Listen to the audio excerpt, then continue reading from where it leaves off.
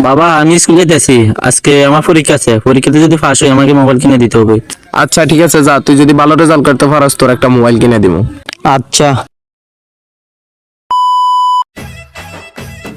আব্বা, আমি তো পরীক্ষাতে ফার্স্ট করেছি, কই আমার গিফট দাও, আমার গিফট আমাকে দাও। এই নে, এটা হচ্ছে তোর গিফট। ওয়াও, কত সুন্দর মোবাইল, জানি না কত দাম। না, আমি যাই আমার বন্ধুদেরকে দেখাই। না, ওদের কাছে তাড়াতাড়ি যাই, আর ওদের লাগাল পাবো না।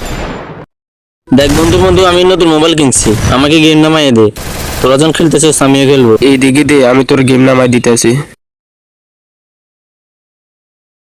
এই নে ধর, খেল। এই মার মার মার, এদিকে ফুল ড্যামেজ আছে দোস্ত, এটার মার, এটার মার।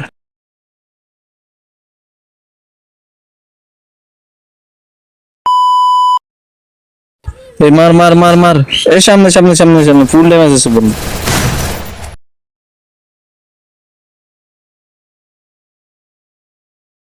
এই ছেলে, তোর কোনো কাম কাজ নাই, সারাদিন বইবে মোবাইল টিপস।